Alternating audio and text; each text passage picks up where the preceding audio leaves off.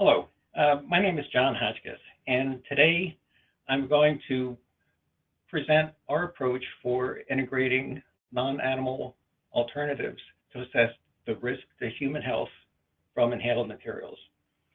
And this program is really a combination of two groups, myself and Shannon Krieger, who are members of the respiratory toxicology group, and Dan and Sanjeeva, who are members of the Cheminformatics group. And we're combining our resources in order to develop an integrated approach for testing of new materials that take advantage of both in silico approaches for identifying the specific mechanism of action of new chemicals and in vitro methods to assess the exposure response to these materials.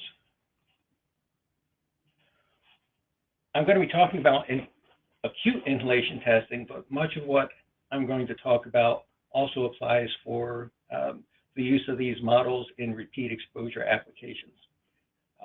Inhalation is a major route of human exposure, and so we need to test using the appropriate route of exposure because the respiratory tract provides a unique interface between the environment and the systemic circulation, where you have both uptake and potential responses in both the upper and the lower respiratory tract. Using an inhalation approach, it provides exposure response data for hazard identification, and it is a way of integrating all the material properties of the test material, the deposition, absorption, transport, and metabolism and elimination of the test material. It helps you identify critical responses to inhaled materials that can't otherwise be assessed using other routes of exposure. It can identify both portal entry effects, where the cells and tissues of the upper and lower respiratory tract are impacted, and then also systemic effects, where internal organs and tissues can be affected. We use this acute data first for hazard identification, and that includes both guideline testing for registration, classification and labeling, handling and shipping, and also in our safety data sheets. But it also comes into use for risk assessment, whether that be occupational exposure levels, or more importantly, in emergency response levels for first responders. We also can use it for product stewardship activities. It can help fill data gaps across the range of family members, which can aid in read across. It can also be used to predict the impact of reformulations, and it's also important for the use. It's also important for new product selection. We have to remember what the ultimate goal is here. And no matter how we approach this subject, we're interested really in the impact on human health. So traditionally, we have all used rodent models, even though they are structurally quite dissimilar from humans, but that's the data that we have used historically in order to predict human health. And what we're proposing to do, and we and others, is to combine both in silico and in vitro approaches and the use of human airway cultures to directly assess the potential for the impact on human health from inhaled materials. As we move forward, we need to rely on the data that we already have developed over the decades. But unfortunately, acute studies really don't provide what we need to move forward. There's no histopathology of the respiratory tract or other systemic organ systems, which means that we don't know the types or the severity of the lesions, whether these lesions persist or are reversible. And we don't really know much about target organ toxicity. We don't know anything about regional or absorbed dose, or in other words, the bioavailability of the inhaled material. And there's really no data related to mechanism of toxicity. All these things come out later during repeat exposure studies. So the guideline studies that we're trying to replace really don't contain the data that's essential to develop and validate our in silico and in vitro alternative methods. One thing we can focus on is dose. Now, for inhalation toxicologists, dose takes on a little different meaning than, say, for oral exposures.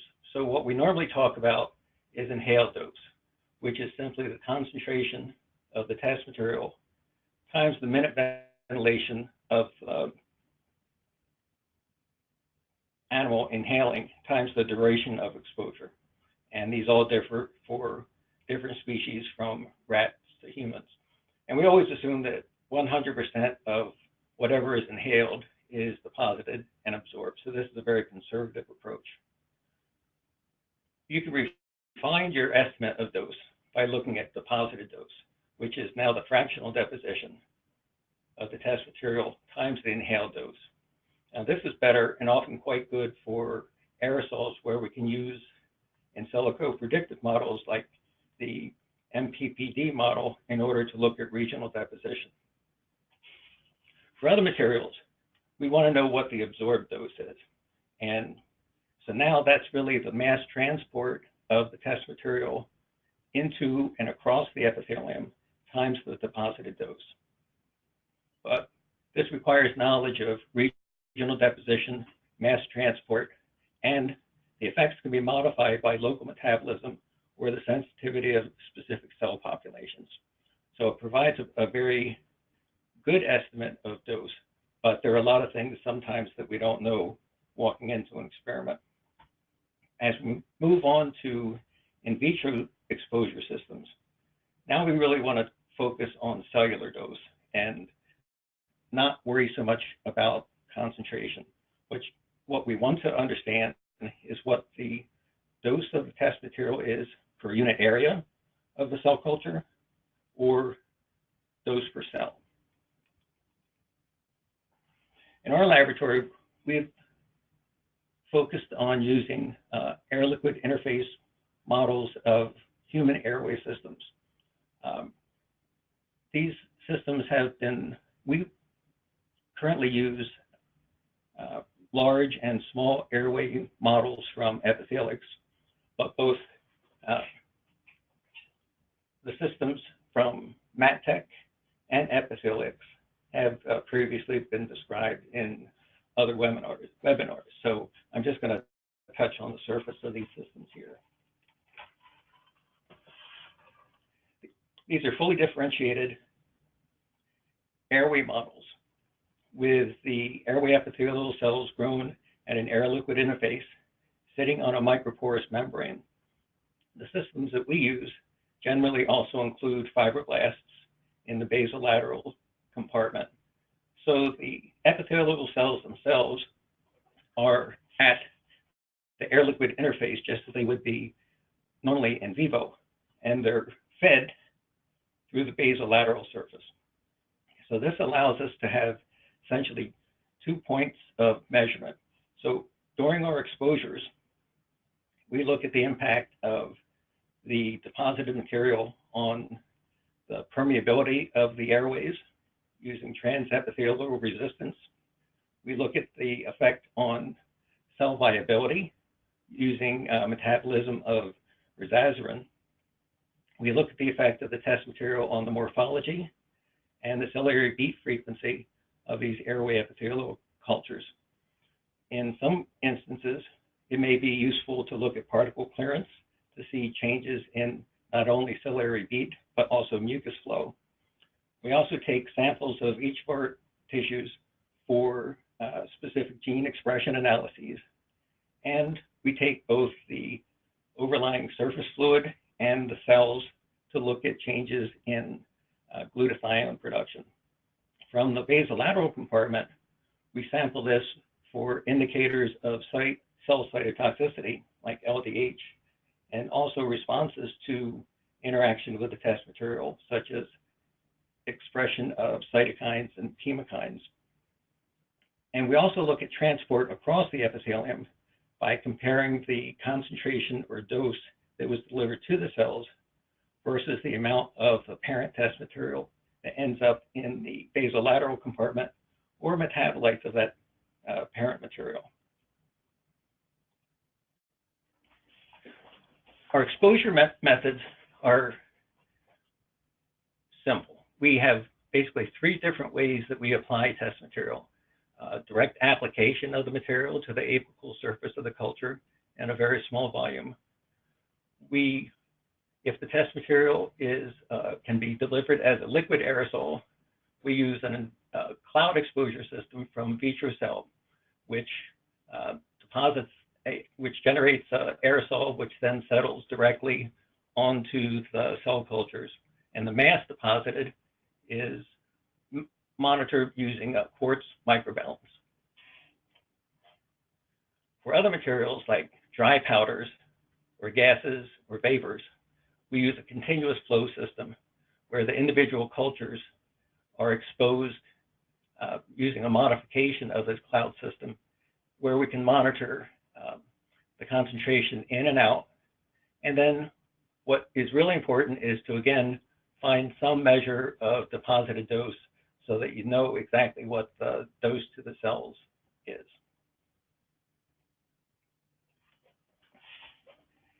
In order to characterize the system, we set up a very basic experiment in order to look at the epithelial responses to a number of direct acting test materials. Even though these cell cultures are sophisticated and they're really very much like the airway epithelium, they have a limited number of responses. So they can die. So we looked at cytotoxicity. They can respond and send out mediators of inflammation. They can undergo a change in the cell population or undergo a metaplastic response. And they can also alter their responsiveness to oxidative stress by changing the levels of protective mediators. So the test materials we used were SDS for cytotoxicity, TNF-alpha to induce inflammatory response, IL-13 to induce mucous cell metaplasia, and hydrogen peroxide in order to provide an oxidative stress to the epithelial systems. Our initial concentrations were based on the literature, but oftentimes these were submerged culture systems. And so we've actually changed these exposure concentrations or these doses as we've progressed through the series of experiments. We looked at both the mucilaire large airway model, MAF, which stands for mucilaire with fibroblasts, and then the small air, which is small conducting airways, which also includes the metabolically active club cells. For each of these experimental designs, we either used direct application, represented by P for pipette, or a liquid aerosol, which is represented by C. So for the SDS system, we compared both the direct application and the liquid aerosol application to see if there was a difference in the method of application or essentially the dose rate of the test material. And then for the other materials, we chose either cloud or pipette in order to deliver the dose. But in any case, the experimental design is the same. So 3 days before the exposure, we measure the transepithelial resistance in order to make certain that the cells are viable and in good health status. And then on day 0, the test material is applied. 24 hours later, on day 1, all the cultures again are tested for transepithelial resistance. And we also take samples for LDH for cell cytotoxicity, rizazirin for cell viability, and cytokines and mucins. And these collection endpoints are done both 1 day after exposure and 7 days after exposure to see if there's recovery in response to the physiologic response that the test material induces. And then on day 7, we fix the cultures for histopathology, and we take a section of a sample of it and set that aside for potential gene expression analysis at a later time. So what I want to do is go through the data that we generated using SDS as our test material. Now this is a busy slide, so I'll walk you through everything. Along the top row is all mucil air, so that's the large conducting airways. And the bottom row is the small air, which includes the club cells. In the first column, we're looking at transepithelial resistance. And I've put in this marker at 100. And the output that you use is ohms per square centimeter. And what we see is that below 100 ohms per square centimeter, that's a significant biologic effect. So things can change around a little bit above that, but if it drops down below 100, that's a significant effect. The next column is LDH response, or cytotoxicity. And what you need to remember is that the higher the bar, the more cytotoxic things are. And then finally, in the last column, this is a resasserin assay, or cell viability. And so this is different. So again, 100% viability is noted here. And so as the bars go down, you get less and less viable cells being able to metabolize the resasserin. And then along the bottom, we've listed the doses that were delivered to the cells from 17 micrograms per square centimeter up to 437. And then I've got 2 boxes noted here. And these represent similar concentrations or similar doses of SDS delivered to the cells, either by direct application with a pipette or using the liquid aerosol exposure via the cloud system. And so that's represented by P and C here. So if we look at the major airways, the blue bars are the responses on day 1, so 24 hours after exposure, and then the green bars are the responses after 7 days. So we see that within this lower concentration group, we get an initial drop in tear, but a recovery by the end of the week. So there's injury and recovery here. If you look at the higher concentration, 101 and 131 micrograms per square centimeter, there's again a significant drop in tear values, but no recovery. And so if you only looked at tear, you wouldn't know the underlying basis for that change. So this is where the cytotoxicity and the viability information comes in handy. So at the lower concentrations, we see that there's release of LDH. So they were getting injured, but 7 days later, there's again, background levels of LDH in the basolateral fluid. And if you look at cell viability, this makes sense because you have a small change in viability, but the viability jumps back up again. So here, the LDH reduction is because the cells are viable and it's no longer cytotoxic. If you look at the higher concentrations, again, you get a significant cytotoxic response. But the reason it doesn't come back is not because the cells are healthy, it's because the cells are almost all dead.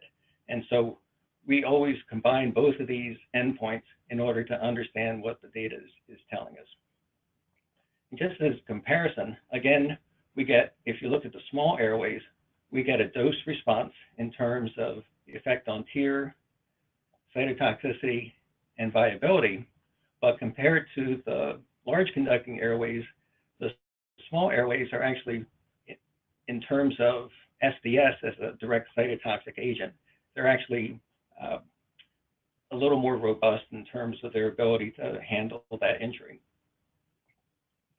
These changes are associated with time-dependent release of cytokines. We measure both IL-6 and IL-8, and so we see an initial, and in this case, I've included a 0 time point so that you can see what the baseline levels of expression of IL-6 and IL-8 are. And so again, we see a concentration-dependent difference in release of IL-6 and IL-8. And again, the small airways are again more robust, and they have a greater and a more sustained release of both IL-6 and IL-8. These physiologic responses that we see have morphologic correlates. These are light micrographs of large airway and small airway cultures. The first column is from controls. These tissues are stained with Alcyon blue, which are these blue blobs, which represent stored mucous substance. Here's the microporous membrane, and here are the fibroblasts. In response to the lower concentration of hydrogen peroxide, there's a reduction in epithelial thickness, a reduced number of ciliated cells, and a reduction in the volume density, or the amount of stored mucus. So this decrease in thickness is due both to the release of mucus, but also a decrease in the number of cells that are present in the epithelium. We can look at whether or not there are changes in cell proliferation in response to this injury. We use Ki-67 as an indicator of cells undergoing division. So what we see is there's little increase in the numeric density, or the labeling index of cells in the large airway, but there's a significant increase in the labeling index in these small airway cells. So this again is sort of indicative of the fact that although they underwent an injurious response to SDS, they're also capable of regeneration. So that describes our in vitro system that we're using. What I'd like to talk about now is the integration of our Cheminformatics group into our approach to provide an integrated approach to toxicity testing using these in vitro human airway systems. For the past couple of years, our Cheminformatics group has been pulling together all the data from our DAO exposures, from inhalation, oral, and IV injections, but also acquiring and curating data that's available anywhere to anyone. So we have this one large database now that allows us to ask some interesting questions. The current structure activity relation software packages are not particularly good, or at least they were not when we began this project. And so the Cheminformatics group actually has built a whole series of profilers which query the database for materials with facile reactivity, surfactant properties. Are they chelants? Do they act as hydrophobic agents? Are they anticoagulants, denaturates, or are they receptor-mediated modes of action? For these receptor-mediated events, the group has gone on and built small molecular docking-based models that look at the activity of test materials and the ability to bind to the active site on these receptors. And what's not shown here, but we've recently added, is a model for TRPV1 as an indicator of sensory irritation. So the first thing we did, just as a way to see if this would be useful in helping to identify the molecular initiating events for new chemicals, is to first look at facile reactivity. And we assess our databases for these different molecular initiating events or modes of action using a NIME workflow, which queries the database, screens it for specific characteristics based on the profilers that we're using, then marks reactives or non-reactives, and then collates that data set and provides an indicator of potential toxicity. We looked first at the data that we had in our database and just initially looked to see, of all the inhalation exposures that we had, these are acute inhalation exposures, then all the acute oral exposures, what were the hazard categories that we found? And essentially for inhalation exposures, there's an equal representation of very hazardous compounds, category 1 compounds, versus essentially non-toxic materials in category 5. It's not the case for the oral route, where low reactivity or low hazard materials predominate in the data set. One thing that we can say is that if you look at a category of compounds that were given by the oral route, the inhalation route is always similar or more toxic than that same material delivered by the oral route. So what we did now is to actually run through the database using the NIME workflow for facile reactivity. And now what we see is actually the acute hazardous categories for inhalation route are really driven by those highly reactive materials, where that's not the case for the oral route. So our proposed acute inhalation approach will involve first in silico identification of the molecular initiating events, alignment of that MIE with available AOPs based on the predicted and observed outcomes, and then selection of an in vitro model based on the predicted key events. Once we select the model, then we launch into an evaluation of the in vitro exposure response and compare that to the predicted toxicity based on our in silico model. So in summary, what we're hoping to do is to use computational mechanistic profiling of new materials to determine their potential molecular initiating event. We'll ascertain whether that MIE is preferentially specific to inhalation versus oral routes of exposure. If it is, then we'll use our specialized 3D respiratory in vitro models that I described in order to test these materials.